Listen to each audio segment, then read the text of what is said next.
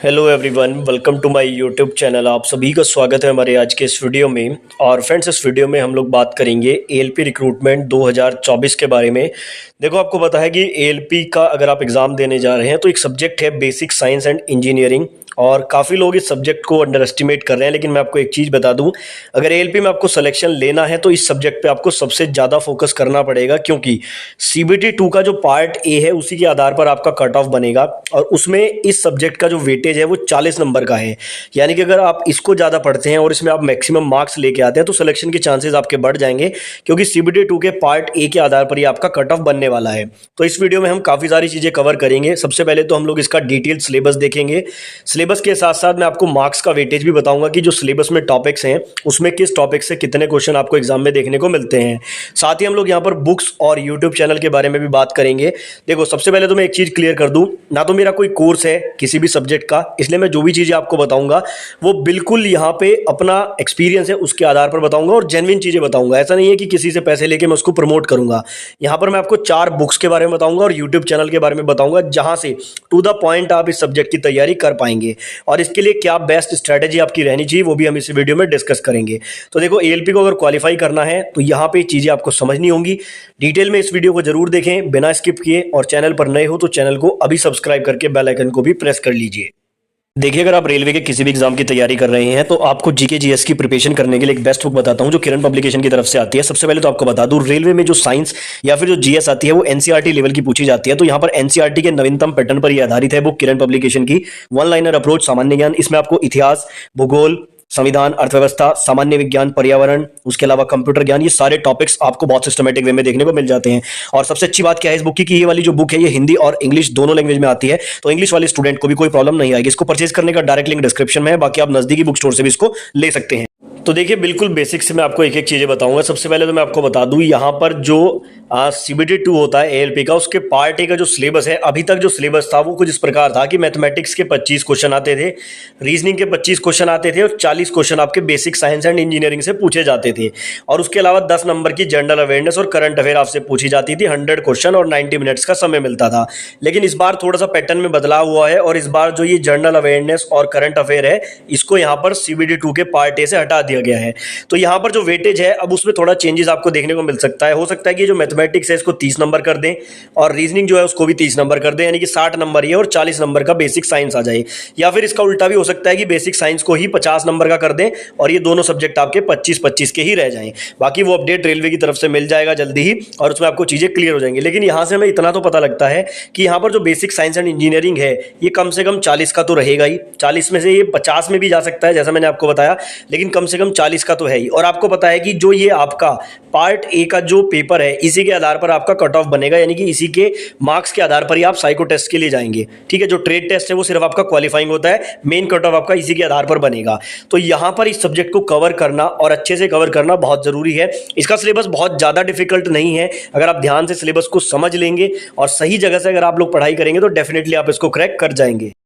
तो जैसा कि मैंने आपको बताया है कि ओल्ड पैटर्न इस बार चेंज हुआ है, और इस बार कुछ पैटर्न इस तरह से रह सकता है कि मैथमेटिक्स 30, रीजनिंग 30 और बेसिक साइंस 40 रह सकता है। बाकी मैक्सिमम ये 50 का भी ये लोग कर सकते हैं। अब यहाँ पर सबसे पहले सिलेबस को थोड़ा समझ लो। टोटल 16 टॉपिक आपको पढ़ने हैं बेसिक साइंस एंड इंजीनियरिंग में, और उसका वेटेज भी मैं आपको यहीं पर साथ साथ बता दे रहा हूँ। देखो, सबसे पहले है इंजीनियरिंग ड्राइंग, यानी कि जो ईडी होती है। अगर आपने बीटेक डिप्लोमा किया है तो ईडी एक सब्जेक्ट होता था, इंजीनियरिंग ड्राइंग, और उसमें कुछ आपको प्रोजेक्शन फिगर्स वगैरह बनाने होते थे। बहुत सारे स्टूडेंट उसको इग्नोर करते थे उस टाइम पर, लेकिन यहाँ आपके काम आने वाला है।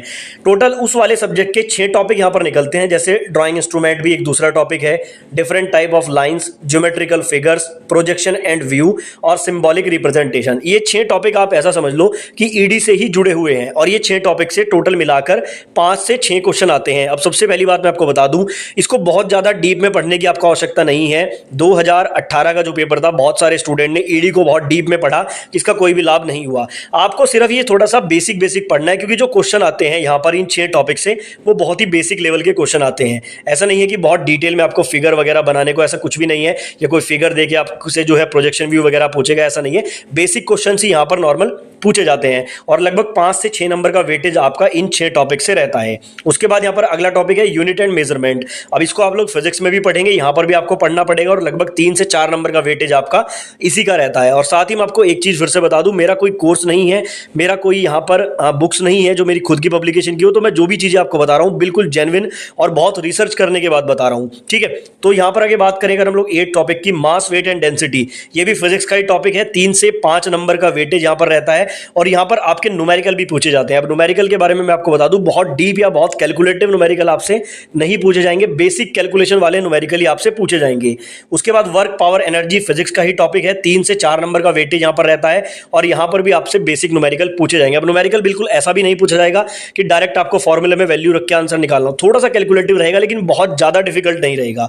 तो ज्यादा आपको यहाँ पर जो है इसमें टेंशन लेने वाली बात नहीं है। बहुत सारे चैनल्स आपको इस तरह से चीजें बताएंगे कि बहुत डिफिकल्ट पेपर आता है, क्योंकि उनके कोर्सेज बेचने हैं उनको, और जब आप कोर्स खरीदेंगे फिर आपको पता लगेगा जब एग्जाम देंगे तो उतना ज्यादा डिफिकल्ट नहीं होता है। तो चीजें आपको क्लियर वे में पता होनी चाहिए। स्पीड एंड वेलोसिटी से लगभग 2 से 3 नंबर के क्वेश्चंस आते हैं।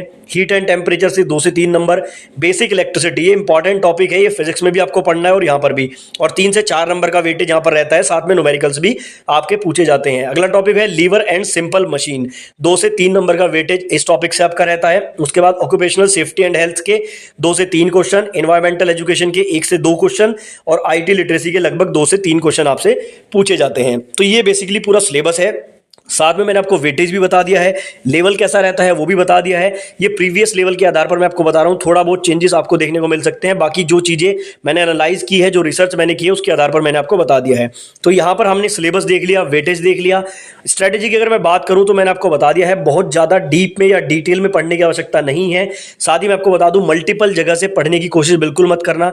किसी भी एक टीचर से आपको पढ़ना है, किसी भी एक बुक से आपको पढ़ना है। अब चलिए बुक के बारे में बात कर लेते हैं। देखो, वैसे तो मार्केट में आपको हजारों बुक्स मिल जाएंगी, लगभग जिसका भी यूट्यूब चैनल है वो अपनी बुक प्रिंट करा के मार्केट में सेल कर रहा है। उसके अलावा बहुत सारे पब्लिकेशंस भी बुक सेल कर रहे हैं, लेकिन कुछ जो फेमस पब्लिकेशंस हैं उनकी बुक मैं आपको बताऊंगा। और वही जो बुक्स हैं वो 2018 में बहुत सारे स्टूडेंट ने यूज की थी, इवन मैंने खुद भी उनमें से ही कुछ बुक्स का इस्तेमाल किया था। तो 4 बुक मैं आपके लिए लेकर आया हूं यहाँ पर, अभी मैं आपको फोटो भी दिखा दूंगा। सबसे पहले जो मेन प्रायोरिटी में बुक है वो रहेगी आपकी रुक्मणी पब्लिकेशन की प्लेटफॉर्म वाली बुक आती है, अभी मैं आगे आपको दिखा दूंगा। वो वाली बुक मैं इसलिए रिकमेंड कर रहा हूं क्योंकि 2018 में मैक्सिमम स्टूडेंट ने उसी से बेसिक साइंस पढ़ा था और मैक्सिमम स्टूडेंट का क्लियर भी हुआ था, ठीक है। और वो जो 2018 वाली बुक थी वो हैंडमेड नोट्स के रूप में थी, इस बार शायद वो अपडेट हो गई हो, तो आप लोग देख लेना। बाकी उसके अलावा एक एनके यानी कि नीलकंठ पब्लिकेशन की एक बुक आती है।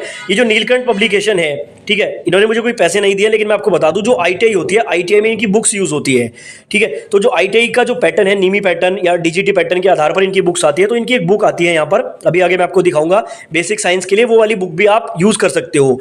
ये वाली जो 2 बुक है ये मैं हाईली रिकमेंड इसलिए कर रहा हूं क्योंकि इनमें आपको थ्योरी प्लस क्वेश्चंस देखने को मिल जाते हैं, ठीक है। ये जो एनके वाली जो बुक है नीलकंठ पब्लिकेशन की, यहाँ पर थ्योरी के साथ साथ आपको एमसीक्यू भी देखने को मिलते हैं, तो कंप्लीट तैयारी आपकी हो जाएगी। उसके अलावा तीसरे नंबर पर मैंने रखा है यूथ कंपटीशन टाइम्स की बुक को और चौथे नंबर पर किरण की बुक को। अब चलिए चारों बुक मैं आपको दिखा देता हूं, उसके आधार पर मैं आपको बताऊंगा कि कौन सी बुक आपके लिए सही रहेगी।